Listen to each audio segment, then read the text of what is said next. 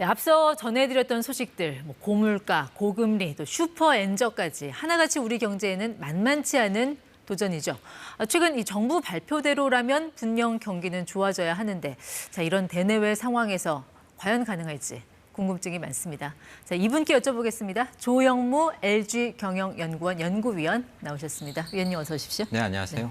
네. 제가 나오신 분은 일부러 좋게 포장하려는 그런 의도는 아니지만 지난해 누구보다도 이 대한민국 경제 지표를 정확하게 맞추신 분이잖아요. 성장률 네. 1.4% 아직도 네. 선명하게 기억을 하는데 그때 연말 이 자리에서 올해 우리 경제 쉽지 않을 거다. 저성장 기조를 예상하셨어요. 그 전망엔 여전히 변함이 없습니까?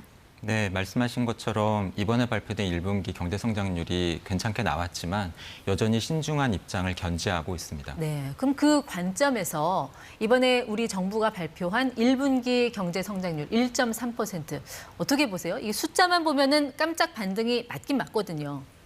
일주일 전에 발표됐죠. 1.3% 경제 성장률이 발표되기 전에 저 같은 전문가들 사이에서 이렇게 네. 조사를 해서 만들어진 컨센서스는 0.6% 전망이 다수였습니다. 예. 그것과 비교하면 분명히 선방한 것은 맞습니다. 하지만 그 직후에 많은 IB 같은 다른 기관들이 한국 경제 성장률 전망치를 높였는데요. 네.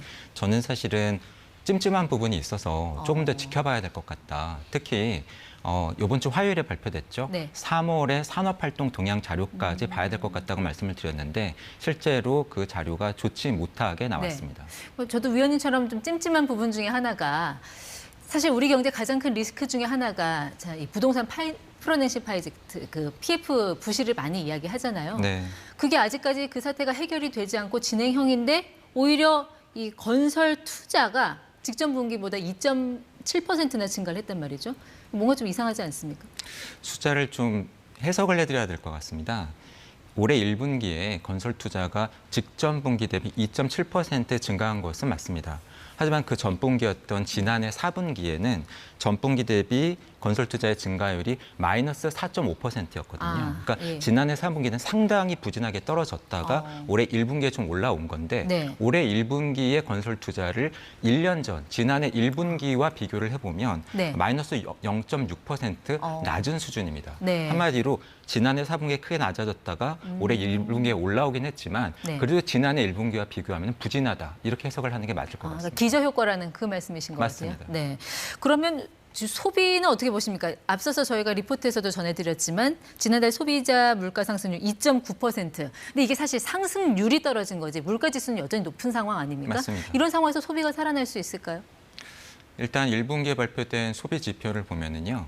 민간 소비가 전분기 대비 0.8% 증가했고 정부 소비가 0.7% 증가했습니다. 수치로 보면 예상보다 선방한 건 맞습니다. 하지만 앞으로도 소비가 이렇게 계속해서 선방할 수 있을 것인가와 관련해서는 네. 앞서 말씀드린 것처럼 좀 찜찜한 부분들이 있습니다. 예. 무엇이냐면 4월 초에 총선이 있었죠. 그런데 발표된 자료는 1분기 3월까지의 자료거든요. 네. 분명히 어느 정도였는지 그 정도를 발라내기에는 아직까지는 데이터가 부족하지만 1분기 1, 2, 3월에 총선이 소비에 있어서 마이너스가 아니라 플러스 효과로 작용했을 것은 분명해 네. 보입니다. 그런데 이 총선이 이제 끝난 거죠.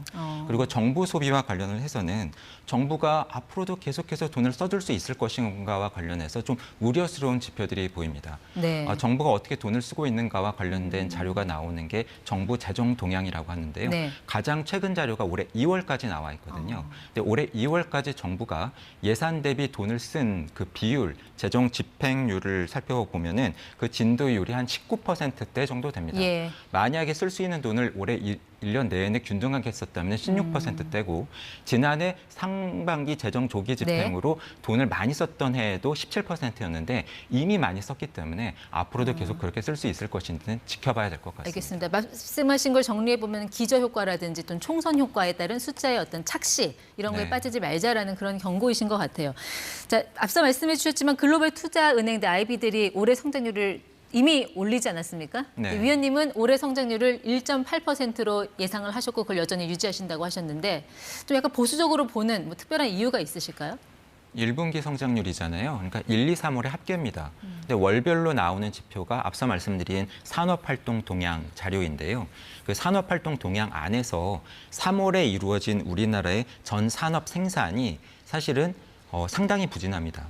전년 동월 대비 전산업 생산의 증가율이 올해 1월에 7.2, 2월에 1.7, 네. 3월에 0.2로 계속해서 떨어지고 있습니다. 그렇다 보니까 경기 회복세가 앞으로도 이어질 것인가 장담하기가 사실은 어렵고요. 네. 그렇다 보니 앞서 말씀드린 1분기 경제 성장률이 속보치인데 속보치에 비해서 보다 더 많은 자료를 보고 정확하게 이제 성장률이 다시 나오는 네. 것이 앞으로 발표될 잠정치입니다. 이 잠정치에서 1분기 경제 성장률이 하향 수정될 가능성도 있고요. 예. 만약에 그대로 간다고 하더라도 2분기 이후에 성장률이 상당히 부진할 가능성이 있지 않을까 걱정을 하고 있습니다. 그래도 우리 경기의 낙관론을 펴는 쪽에 가장 확실한 근거는 수출인 것 같습니다. 네, 어제도 발표가 나왔지만 7개월 연속해서 증가했거든요. 다만 이게 반도체, 자동차 이런 대기업 중심의 수출 실적이다 보니까 실제로 자영업자들이 느끼는 그런 숫자와는 좀 괴리가 큰 것 같아서 이 부분은 어떻게 봐야 될까요?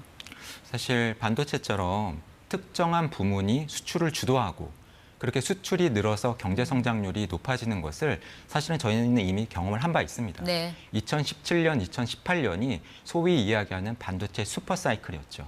그때 수출과 투자가 많이 늘면서 우리 전체 경제 성장률이 3%를 넘어가기도 했지만 민간 소비가 부진하다 보니까 일반 가게라든가 자영업자들이 느끼는 체감 경기는 그렇게 좋지가 못했거든요. 네. 사실은 지금 앞으로 벌어질 수 있는 상황이 그때와 상당히 유사할 가능성이 있을 것으로 보입니다. 네, 위원님이 전망한 올해 성장률 1.8%. 심정적으로는 그거보다 좀 높게 한 2%대 나왔으면 좋겠는데 앞으로 상황을 좀 계속 지켜봐야 될 것 같습니다. 네, 조영무 위원과 함께했습니다. 고맙습니다. 감사합니다.